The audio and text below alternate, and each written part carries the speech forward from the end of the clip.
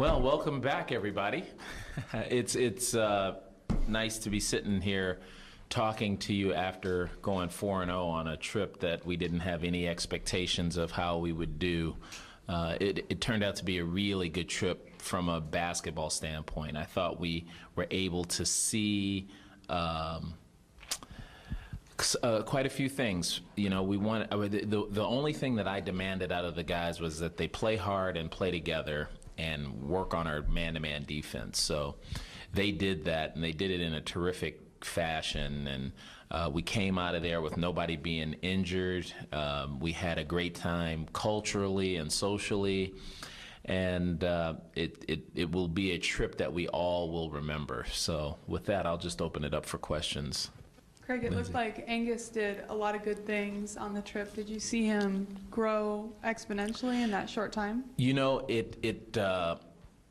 that's a good way of putting it. But what you guys didn't see in the numbers, first of all, he had a great trip, fantastic trip. He's playing really well. But what these numbers and the blogs don't show is how unbelievably confident he is. I think he might end up being the biggest surprise on this team this season. He's like a monster we've created. We've been talking about confidence, and we've created a monster, and that's a good thing. So he's more vocal, he's more aggressive, and his overall play is augmented his leadership. So it was really fun to watch him. Hey, Coach. Development of Roberto Nelson, he was the sixth man last year, but how do you see him, especially after playing pretty well over in Europe, his role next year? Yeah, I think Roberto has finally given himself over to our process. You know, when you're a really good player who's good at a lot of things, I think you tend to sort of try and manage the system your way. I think he's stopped doing that, and he's given himself over to us. That's a term that we use around here a lot. And I think once he did that, he's become a better overall player in the areas that he was weak at. He's a much better ball handler. He's a much better defender, and he gives us a constant effort now, not just when he thinks he needs to play hard. So I'm looking forward to seeing him in real games against real competition, but there was really nobody to match up against him when we were over there.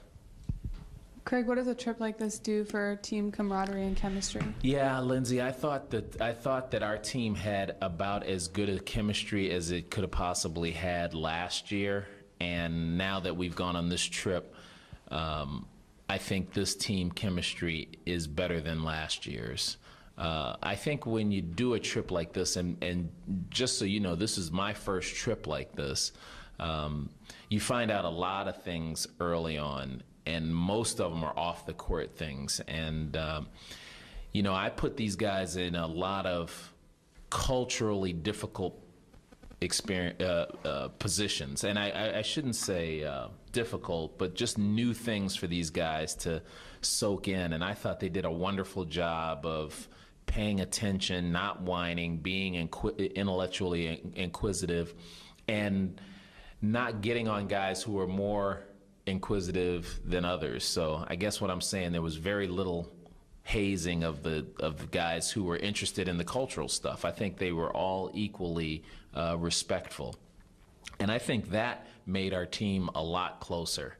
And you could see it on the court whenever we had any kind of tough times. I rarely had to say anything, and they sorted things out on their own, because I think they really care about each other and what each other thinks of themselves.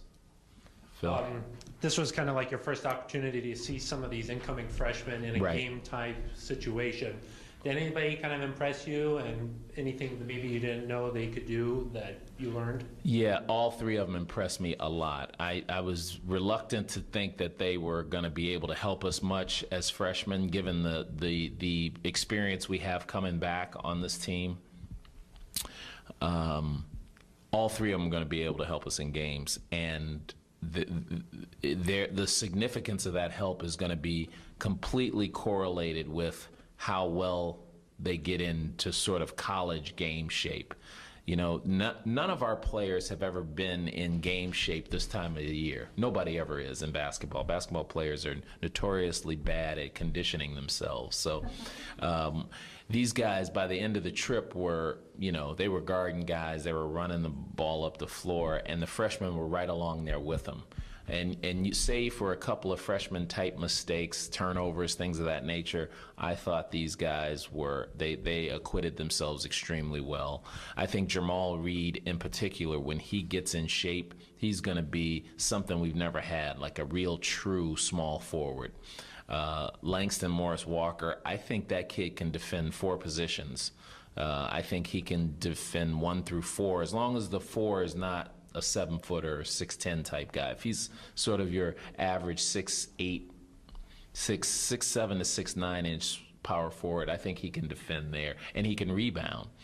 And then Victor Robbins showed us a lot. I mean, we thought he was going to be really good. We thought he was going to be really good. He's better than advertised, at least for our staff and for the few games we played. Now, he's going to have to do that against some really good competition early on, but we'll see. We'll see how he does. But right now, you know, I don't want to put any extra pressure on those guys, and I don't think we will have to, because we've got a veteran crew that's going to play ahead of them. But these guys will get some playing time.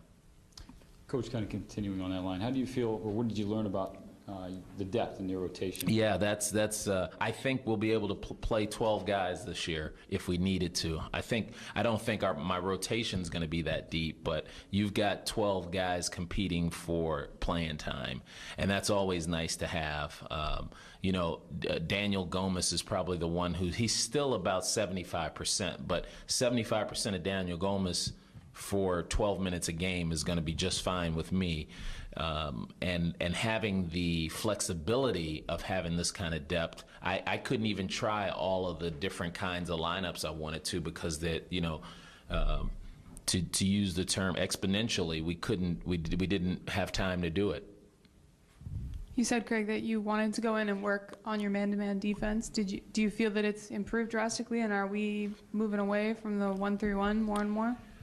The quick answer, to the second one, we will never move away from the 1-3-1.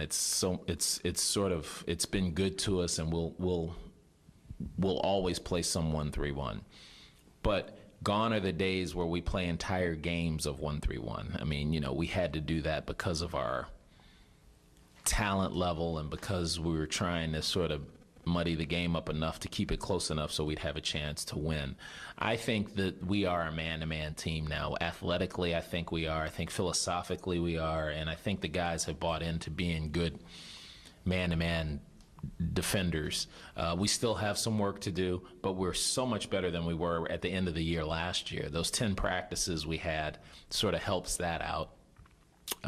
And then you have a year of playing man-to-man under your belt. So we're not the same team as last year from an experience standpoint. So you're going to be better just from that standpoint. And the last thing I'll say is a really good man-to-man team makes your zones better. And so it's sort of counterintuitive. You play your zone less, but because you play it less, it's more effective.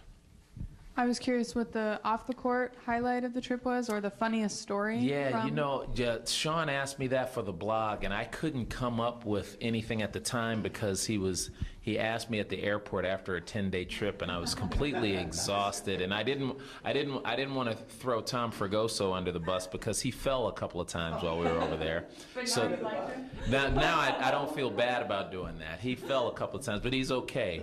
But that was not the funniest part of the trip. The thing that there were plenty of funny things that made me laugh out loud, but the one I wish I had said on the blog now that I thought about it, we were in Barcelona, so we had spent 3 days in Paris. We go to Barcelona and we either did a bike tour or a walking tour or a bus tour in every city. So we did a bus tour in Barcelona, and we got off the bus, and there was a incredibly well done statue of a soldier that we found out was actually a real person pretending to be a statue. And you know how the guys are. The guys are, the first thing they look at are the girls who are around. But I saw the statue, and it struck me that it was a bronze statue of a soldier with a real cigarette in his mouth. And I was like, oh, that's brilliant. Somebody put a cigarette in there. And then I noticed that there was a can with money, so I was like, this dude is real. So I dropped in €1, and he gave me sort of a high sign. It was a dude dressed up as a soldier. So of course, Eric Moreland had no idea. And Eric walks over, and the guys are all standing around, and they're this close to the guy, and they're looking at him. And I drop another €1, and the guy moves, scared Eric to death. I think it took 2 years off his life when he realized that was a real man. And so he, I think, used like €9 to get him to move after that. But it was a great trip. That was one of the funnier things, aside from Tom taking a couple of tumbles over there. It sounds as though Eric, Coach, was able to survive that and shoot 16 of 19. I mean, what kind of shots was he getting? 16 of 19 from the field over there? Very astute, mon ami. But Mike, the reason why he was 16 for 19 was because he did not take any jump shots. He's like, this team has really given themselves over to what we talk about, and how we talk about if you do the things that you can do. Our team has what I found out that is our team has a term called play your role. Not my term, their term. They say that. When he plays his role, he is unbelievable. Eric Moreland, I talked to you about Langston being able to guard 4 positions. Eric Moreland can guard all 5. Not only can he guard all 5, is that when he's taking good quality shots, he's an effective offensive player for us. And I think he's going to evolve into the guy who guards the other team's best player. He had a very good trip. But it wasn't surprising, because we could see sort of the hints of it at the end of the season last year. Victor Robbins, again, the numbers, it's probably not enough of a sample size, but he did make 4 of 10 threes. And I just wonder, is that kind of who he can be? Yes. Victor can be a really good player here at Oregon State and in the Pac-12. He is he's really a freshman. I mean, he does a lot of freshman things, but in spite of all of those, he had some really good numbers. He banged some threes for us at times when, and they were the types of shots where you'd be like, Victor, don't shoot that. Good, nice shot. You know, it was those types of shots that were big for a freshman to be making. But what doesn't, again, come out in these stats, this kid is incredibly athletic. And different from Jared athletic. I mean, we all know as Beavers now elite athleticism. This kid is an elite athlete in a different way. He's fast, he's strong, and he jumps high, but he does it less spectacularly, more efficiently. Before you left, you talked about your sense was the competition, the teams you're going to be playing were pretty good, and you weren't even looking at what your record would be, per se. How good were the teams ultimately that you ended up playing? I thought the teams were a notch less competitive than I thought they were going to be. And the reason was because of the lateness of the Olympics. A lot of their top players and their foreign players who come over, their sort of hired guns, weren't there. Now, having said that, we were playing against pros. I mean, we played against guys who get paid to play for a living, and we still managed to score 80 points and remember what I said about the officiating. We were, it left a lot to be desired. So we had some adversity and still won games by, more than 10, 15, about 15 points. So that was good to see. And then the final team we played, the Real Cano team was a team, the second division in Spain is as good as the first division anywhere else. And this team was one win away from moving into the second division. So that was probably the best team we played, and they gave us the best run for our money. And we had played that game after playing a game right the night before, so I didn't know how we'd do, and I was really happy the way we battled in that game. And so, yeah, the competition and the results, it was nice going 4-0. I don't think that tells you as much as about the way we competed, how good the freshmen are,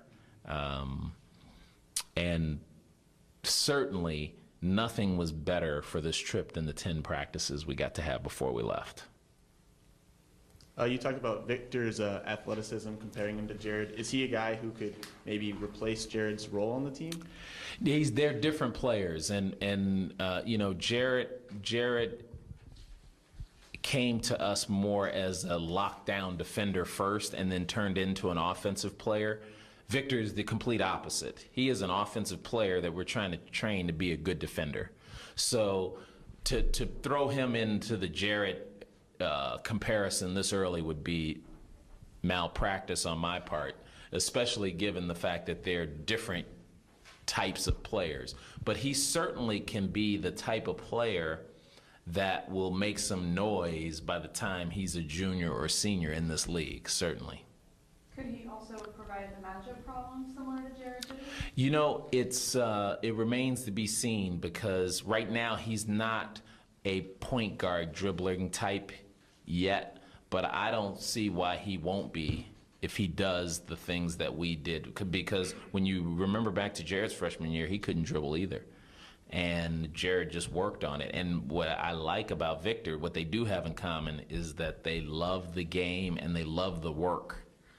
So he's always, he was on the train. We took a train from Paris to Barcelona, and I flipped up my laptop. I was trying to make this a very non-stress type trip. So I flipped up the laptop, started watching tape, and wanted to see who was going to come up and watch themselves. Victor was like the second or third person to come up there.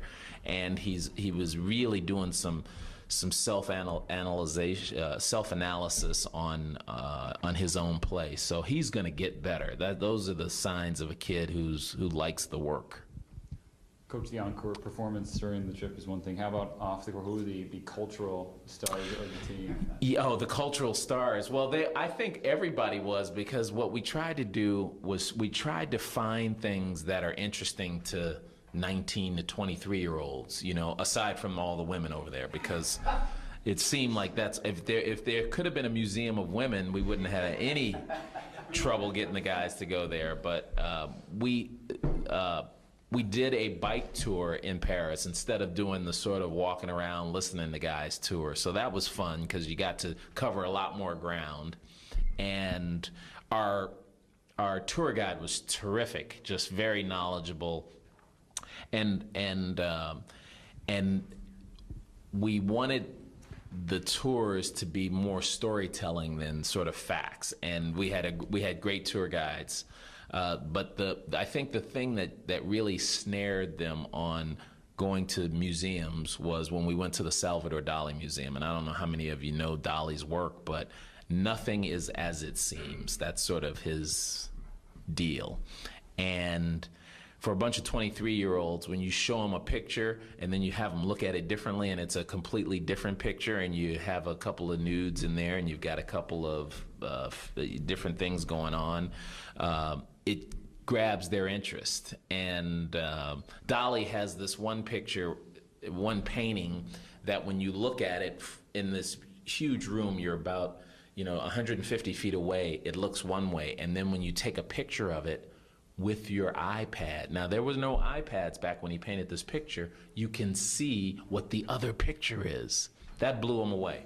That absolutely blew them away. And from then on, they were in the art museums trying to figure out what was going on that wasn't necessarily going on. So that made that museum fun for them, aside from the fact that it was near the beach, and we went to the beach after that, so they were having fun at the beach. And then we went to the Prado Museum, which is, once again, another brilliant art museum. We didn't go to the Louvre. I mean, the Louvre is a little bit overwhelming for these guys. So what we did was we toured outside of it. Let me see, what else did we do? Oh man, the flamenco dancers. I don't know if you guys saw Daniel Jones on the video that we sent back of him, and how they picked Daniel Jones. It was like they were on our team and they knew exactly the guy to pick. I mean, he was absolutely fantastic up there.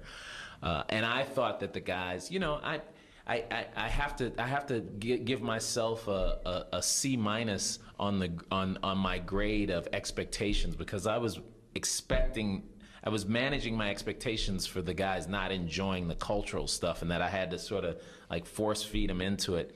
Not this team. They were having a blast. They were engaged with the flamenco dancing. They were engaged on all the tours we did. They were engaged in the museum. So it made for a really nice trip, along with the fact that they played hard and played together.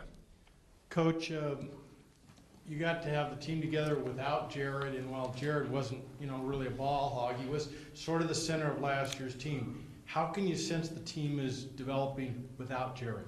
Yeah, that's a good question. So you look at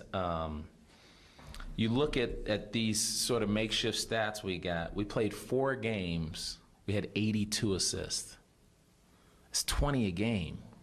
That's a lot of assists, especially in the summertime when guys are trying to work on their own stuff.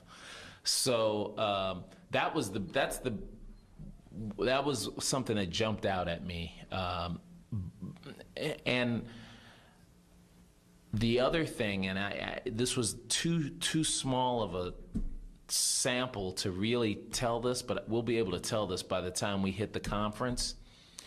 I don't want to jinx ourselves here, but I think we're going to be a better defending team losing our best defender, if you know what I mean. I sense that all of these guys realize what we lost in losing Jared, and have all tried to step up their game from a defensive standpoint. Now, right now, it's too early to tell, and people will hear this and they'll forget about it by the time we talk again in October, but I'm hoping that that's the case, because that's the initial feel that I got watching these 4 games and watching the practices we had before we left. Speaking of Jared, before you left, you kind of said that you were looking for someone to replace his leadership part of it. Being in a foreign place, I know you probably didn't face much adversity, but just being away from home and that, did you see anybody kind of step up in that role? Good, Phil. Good question once again, my friend. I did, and I was worried about it. Right now, our captains are Angus Brandt and Ahmad Starks. Those two did a terrific job sort of leading this team. I suspect that there might be somebody else who will sort of rise up and make it a sort of 3-man captaincy, but if it doesn't happen, that's okay, because those 2 guys are handling it just fine. And you know, this was their first time, and Ahmad being young, it was a lot of experience to shoulder, but we've got a pretty veteran team, so the leadership just comes from everybody. And that's what I noticed with the term I'll use again, is the adversity we faced from the officiating, which you knew going in. You know, we're the foreigners. They're not going to see us again. Their teams want to do well, and they've got to live there. And our guys just would not get baited into any kind of mess. And there was a lot of sort of soccer-type flopping going on, which reminds me, let me just, you know, the biggest and most impressive thing we did was go to the Real Madrid FC Barcelona football match. That was by far the best cultural event we did, and I thought that was a throw-in. When we realized that that game was being played, we wanted to see if we could get tickets. We were able to get tickets because everybody's on holiday. 91,000 people at a game at 10:30 at night. And there were little kids there. I mean, like 6, 7, 8-year-olds at the game. Easily the greatest sporting experience I've witnessed. Bet Roberto like that. All the guys liked it. Roberto and Daniel Gomez and Chale, all the foreign guys, all the international guys were excited about going there. But once we got there, everybody was just taken away. taken away with how it's such a different mindset over there with regard to football. And this wasn't like going to a football game where there was all kinds of distractions going on. There are no cheerleaders, there's no instant replay, there is just the game. And everybody's watching every single minute of the game. And I think our guys were really impressed with that. Really impressed with that. Last one from me here. Just, a trip like this, how much does it kind of epitomize what it means to be a college basketball player, combining kind of both aspects? Yeah, it's terrific. Oh, only thing was missing were actual textbooks, but I think the guys learn more being on these tours than they would in a classroom. I think when you go to Paris and you see all the statues and all of the sort of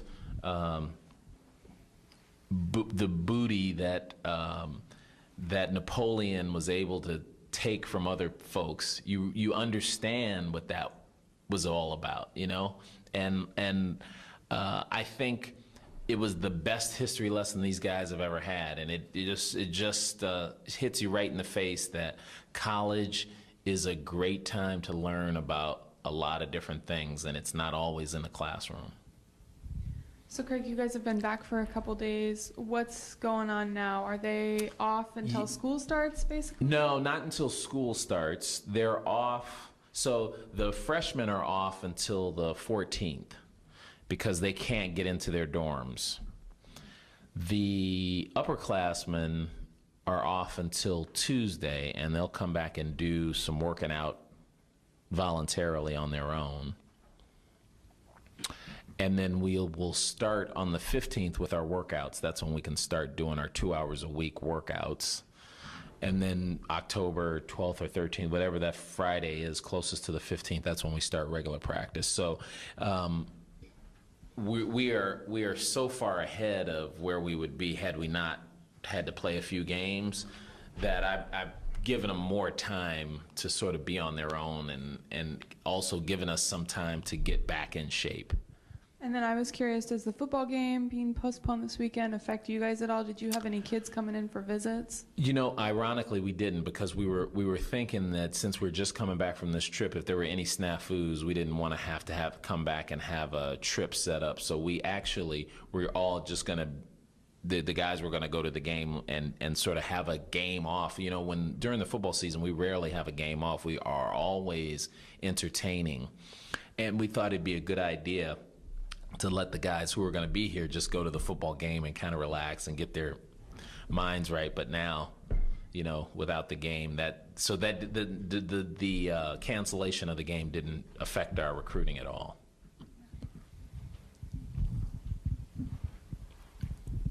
Coach, obviously with the new Pac-12 network, there's a lot more exposure nationally for you guys, but especially looks like 8 games on the ESPN family of networks. How do you feel about all that and stuff like that? Yeah, all of that is. I'm a big fan of getting as much exposure as you can. I mean, there's no publicity like publicity. I mean, what's the term? There's no such thing as bad publicity, and so.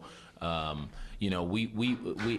jokingly said to the folks at the Pac-12, we'll play back-to-back if we can get on ESPN or the Pac-12 network. So we want to be on television all the time because that helps us from a recruiting standpoint, probably more than some of the other teams in the Pac-12 like Arizona and UCLA who get on all the time. So we're really excited about being on the ESPN family of networks a bunch, and then and the Pac-12 network is just gravy for us because now all of our games will be on. So that helps with our recruiting, and it also helps with our players who we recruit players from all over everywhere. Now their parents can see the games. With regards to recruiting, it seemed like you kept busy even before the trip, places Chicago, on the West Coast. How would you describe the summer in that? It remains to be seen because we're recruiting now for 14 and 15, and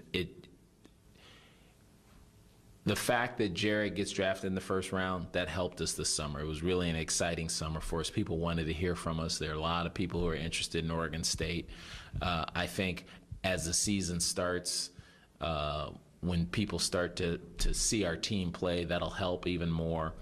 The practice facility coming back and seeing a wall up and having that to point to every single week, we can show some progress on that. All of those things will have made recruiting a lot more fun for me and the staff.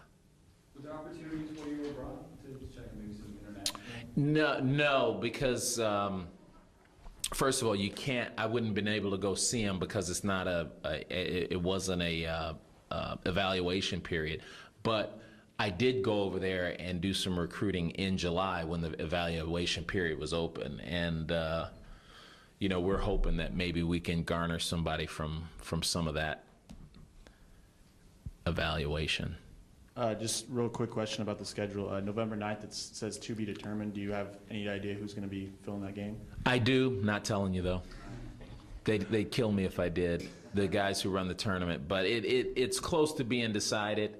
We're still not 100% sure, so I wouldn't say it because as soon as I say it, it would get changed. So, but the dates are correct, and the Sunday game is going to be televised on ESPNU or something like that, and then we head to the Garden, so both of those games will be on television. So we're really excited about the schedule too.